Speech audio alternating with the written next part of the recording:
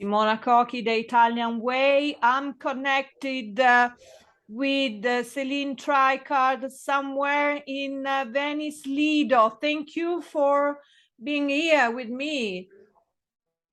Thank you so much for having me. Oh, this is really a special moment for me because Celine has been awarded in 2019 already with a Leone d'Oro for best in VR immersive work. So thank you for this little conversation. We are gonna discover more with this interview. I also review your biography. You're full of interest and you are ready to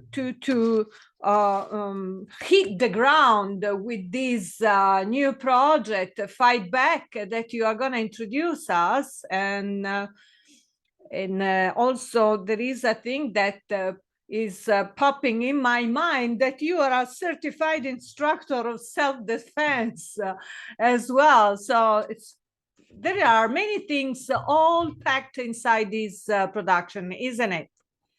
Yes, so it was very important for me to be properly trained because I've been a martial artist my whole life, but self-defense and martial arts are two very different things. Fight Back is a virtual reality experience about empowerment self-defense, which is learning different skills and techniques that might not just be physical, but also mental, vocal, to get out of difficult situation.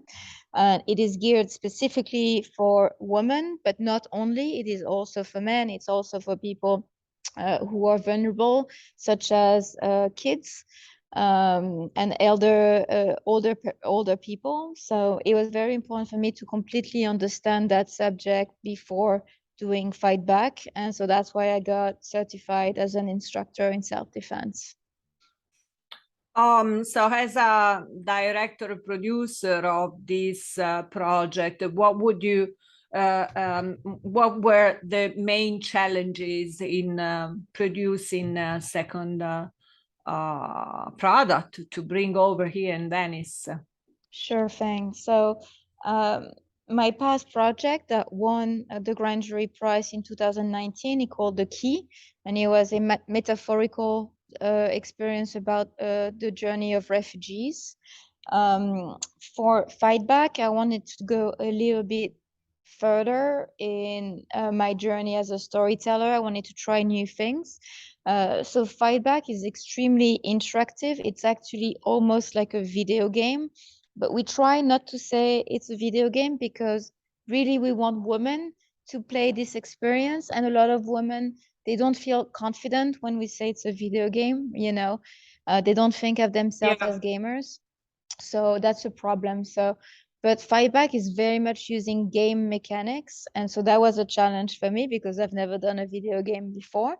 And also we decided to use a new technology that is not quite ready yet, but it will be, I'm pretty sure, soon, which is hand tracking. So in virtual reality, you have a VR headset, and usually you have controllers, you know, like a PlayStation controllers. You usually have two.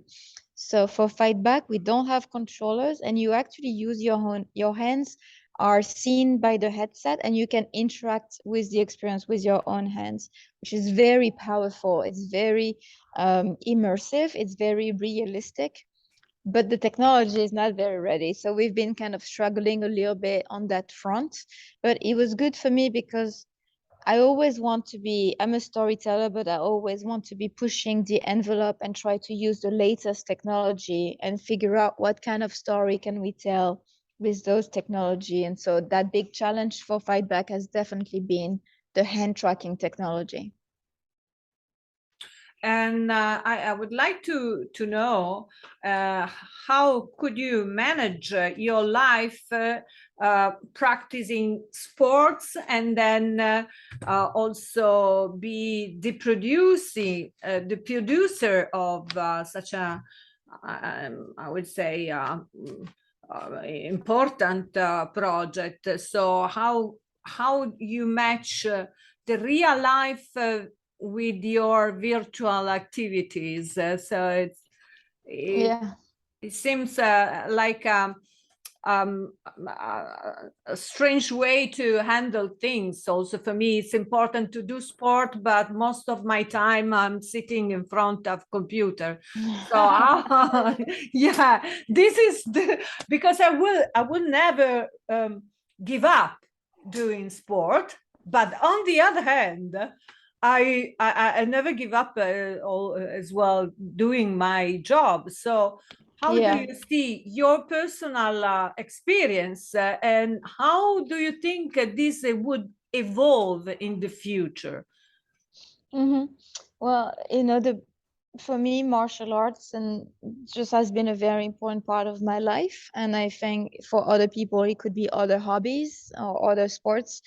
But I know that it's been very important for me because it keeps me grounded, especially in times of pressure and stress.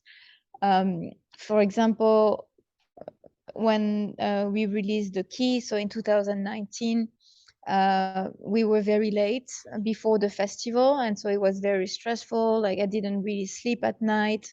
It was just very, very stressful. And the only time I would allow myself to stop working and do something else, it was for my martial art classes because it was really keeping me sane. It was the only thing that I could stop thinking about all the pressure and all the work and actually focus on my own body. And I think this is really important. And it's also has ties with fight back. Fight back is also an experience about physical empowerment, uh, which in my experience, especially after going to Iraq during the war and meeting the woman fighting against ISIS, etc., like I discovered that there was something very powerful for women when it comes to physical empowerment. We are raised often a certain way as women and girls, and we are raised into like not thinking of ourselves as physical being, but more thinking of ourselves, we are taught never to say no, always to be nice, always to be gentle, not to take space. And so I think there's a lot of we need to like re-educate ourselves into understanding that we are physical being and we deserve our physical space and we deserve to be respected and our bodies to be respected. And so for me, martial arts is an important part of my life because it helped me understand that. And now with Fight Back, I want to kind of hopefully help other women feel empowered in their own bodies. Upon your thoughts, which are the main skills that the younger generation that want to do this work as necessarily to improve or to have? I mean, there is a lot of young people that, oh yeah, I want to just do my career developing gaming and streaming, broadcasting, whatever. But I think it's really time and mind consuming. So maybe you have some precious tips and to tell to the younger generations that want to In become. terms of skills and people who want to be in the Yeah, field of virtual reality and yeah. storytelling. Yeah. So, I think what we're seeing is the rise of game engine based storytelling. What does that mean? Game engines are the software that we use originally for video games. For example, the most famous are Unity and Unreal, but there's many more. And before it was just to make video games, but now we use those software to make, well, virtual reality, but also to make something called virtual production, which is we use it in movies to create, like, for example, in the series The Mandalorian, all the environments, they are not green screen, they are actually built in a game engine and rendered live on set. So my advice is for young people who want to come into visual storytelling and movies and VR, etc., is to get trained in game engine and how to use them. You don't need to know how to code and how to program, etc., but at least understand the logic. Actually, I've heard, while I'm here in Venice, I've heard that there is a project for a new school to open, I think in Venice Yeah, or yeah, in northern, a school that will be teaching those skills of like new technology, game engines, etc. And I think it's extremely, extremely, extremely important. When I see the young generation who wants to do movie, for example, tell me, oh, I want to shoot my movies in film, you know, in like traditional film strip. yeah. It makes me worried because I'm like, I made my first short film in film and it's great. I love this technology, but the young people should get, it's very important that they should get trained in the latest technology and not so much the old technology. They will always be able to make a movie using film, but very few of them will be capable of making movies using game engines. So it's very important for their employment and for their future that they get interested and trained in those new things. And which are the main characteristics of Venice Biennale that brought you there every year? So Yeah, so I believe it started in 2017. I might be mistaken, but I think that was the year yeah, where they that started time. having, virtual reality work as part of the film festival, as part of the Biennale. It was originally called VR Expanded, but this year it's new. This year there's a new name. It's called Venice Immersive, because it's not just virtual reality, but there's also mixed reality, augmented reality, and also physical installation, etc. And I think what's really interesting about this festival is that it's the only festival, one of the very rare festival that actually put VR and immersive technology at the same level as movie and art. And I think it's very important for us to be considered as other artists are considered. The fact that we get actual lions, you know, and Yeah, in the closing ceremony, it means a lot for the industry. And every year, the island, I call it the island because it's actually an island in yeah, Venice that is dedicated to immersive, curated by Michel Rayac and Liz Rosenthal, which two incredible curators are doing terrific work. This year, the island is double the size of previous years, pre-COVID years. So I think there's more than 70 works that are displayed here on the island. It's very, very impressive. And it's work from all over the world too. So what I love about it, I mean, I'm grateful to be selected, of course, in the official competition. It's a big honor. But also it's the opportunity for me to see other pieces from all the way to like Taiwan, to like Africa, to Brazil, and see those the best of the best of the best of immersive work being all here together in this small island. So it's really an opportunity to see uh, where the technology is and where the art form is, and then we go from there, because I can honestly tell that this the best of the VR work is displayed here this week. yeah. Thank you so much for these compliments. I feel proud as an Italian because this is an Italian project, but also as well, we are happy to have talents like you coming back every year to present the production. So I wish you all the best for Fight Back.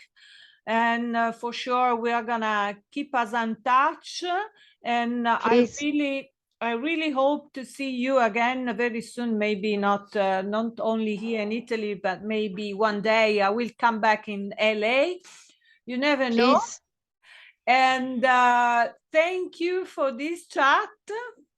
And Thank you so much for having me. let's keep in touch. And And the last thing I want to say yeah. is that actually Fight Back will be available later this year, probably in November. It will be available for free on the Oculus App Lab. So we have a website, fightbackvr.com. And if you put your email, you'll get a notification of when the application becomes available. And once again, it's going to be for free.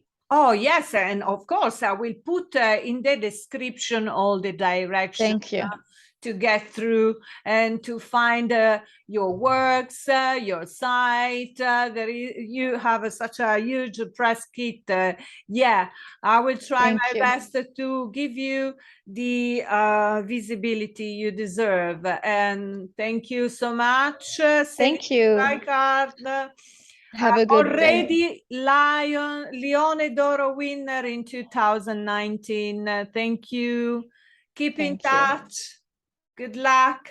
Ciao. Thank you. Ciao.